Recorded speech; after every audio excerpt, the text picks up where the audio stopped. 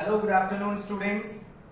My name is Ashutosh Misra, and I am here today at Vivekanand Coaching and Commerce Classes, Bhatpara, Virar East. And yesterday I got a doubt from my student of 9th standard. He asked me to explain the auxiliary verb.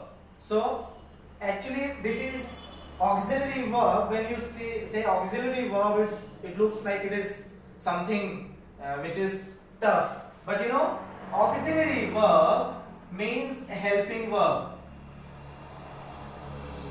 Auxiliary verb means helping verb, and today we will understand it the easier way. Auxiliary verb means helping verb. You know, helping verbs are those which helps to frame the sentences. A verb which helps another verb with respect to formation of its tense. Tense को form करने में, tense को बनाने में जो verbs help करता है उसे हेल्पिंग वर्ब कहते हैं, और हेल्पिंग वर्ब को ही ऑक्सिलरी वर्ब कहते हैं. A verb which helps another verb with respect to formation of its tense, voice or a specific meaning is known as auxiliary verb, is known as helping verb. Okay, students, today I will introduce you three families of helping verb. We can say there are two types of auxiliary verb, or we can say there are two types of helping verbs. Okay, first, to be. Students, today I will introduce you three families of auxiliary verb, three families of helping verb. The first one is from to be family. You know, be means होना, जो होने का बोध कराता है. To be family, they are is, am, are, was, were, will, shall, being and being. They are from to be family. Today, as I told you, today I am going to explain you, today I am going to introduce you three families which will give you a clear sense of auxiliary verb, of helping verb. आपको three family को introduce कराऊंगा. जो पहला family है वो है to be family. मतलब ये होने का बोध कराता है. is, am, are, ये हम प्रेजेंट में यूज करते हैं. is, am, are, ये जो यूजेस हैं इनके वो प्रेजेंट में है. जब हम प्रेजेंट के किसी सेंटेंस को बनाते हैं, सपोज हम प्रेजेंट प्रोग्रेसिव बनाते हैं, तो is, am, are इन तीनों में से कोई एक यूज करते हैं. जब हम past progressive, past continuous tense बनाते हैं, तो हम was और were इन दोनों में से किसी एक को यूज करते हैं. जब हम फ्यूचर टेंस बोलते हैं तो will और shall को यूज करते हैं. और ये being और being जो है ये हम पैसिव वॉइस में यूज करते हैं. जब किसी suppose present continuous tense, Ram is writing a letter. This is present continuous tense.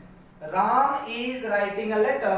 When it is changed into passive voice, a letter is being written by Ram. जब is, am, are present continuous में use होता है और present continuous के किसी sentence को हम passive voice में चेंज करते हैं, तो ing के बदले हम being being लिखते हैं. और जब परफेक्ट टेंसेस को हम पैसिव वॉइस में चेंज करते हैं तो being का यूज होता है. तो स्टूडेंट्स, आपको समझ में आ गया होगा. To be family, this is the very first family.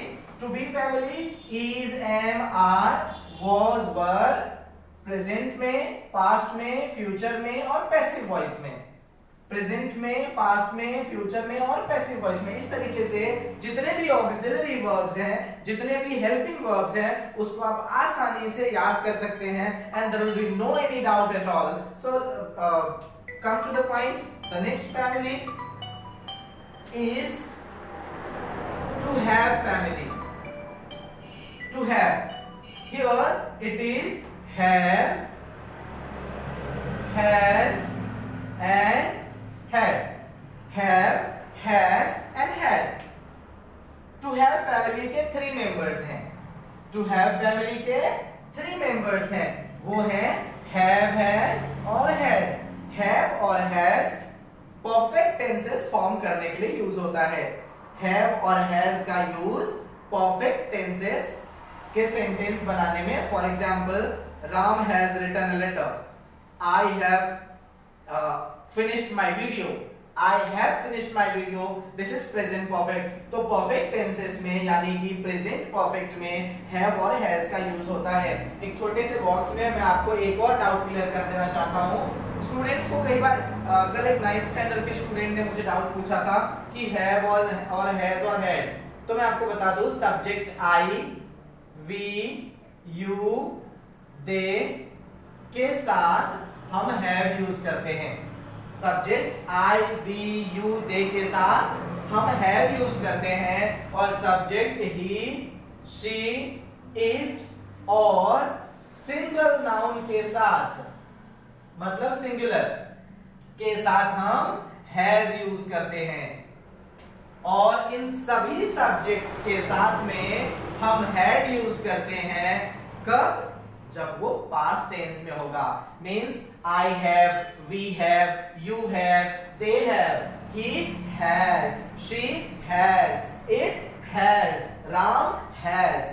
तो have और has हम प्रेजेंट परफेक्ट में यूज करते हैं, ये हम प्रेजेंट परफेक्ट में यूज करते हैं। लेकिन स्टूडेंट्स इन सभी सब्जेक्ट्स के साथ में हम had यूज कर सकते हैं तब जब हमें पास्ट परफेक्ट सेंटेंस फॉर्म करना हो। तो have has हम प्रेजेंट परफेक्ट में यूज करते हैं और had का यूज पास्ट परफेक्ट के लिए होता है। और ये तो हो गया जब have, has और had as an auxiliary verb, as a helping verb use होता है। लेकिन students there are many more uses of have, has and had when it is as a main verb। For example, I have a car। यहाँ have का मतलब सिर्फ helping verb नहीं है। जब have, has और had as a main verb use होता है, इसके बहुत सारे uses हैं, and I will come with have, has, had as a main verb in the next lecture। तब तक के लिए मैं आपको बता दूं स्टैंडर्ड 9th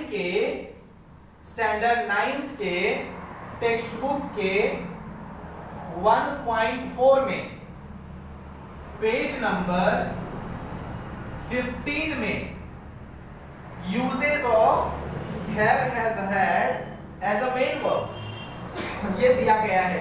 तो तब तक के लिए आप ये रेफर कीजिए। मेरा नेक्स्ट लेक्चर आपको इसके साथ आएगा जब हैव, हैज और हैड में as a main verb use होगा।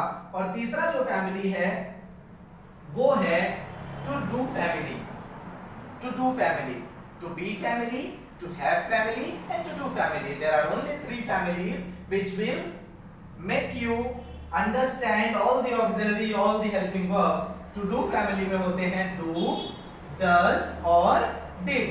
Similarly have, has present perfect में यूज होता है, had past perfect में यूज होता है, do, does present में यूज होता है और did past में यूज होता है। ये do और does जो है, do हम यूज करते हैं subject I, we, you, they के साथ में हम do यूज करते हैं, और सब्जेक्ट he, she, it और सिंगल नाउन के साथ में हम does यूज करते हैं। और इन सभी सब्जेक्ट्स के साथ हम did यूज कर सकते हैं, लेकिन तब जब हम उसे पास्ट टेंस में यूज कर रहे हों।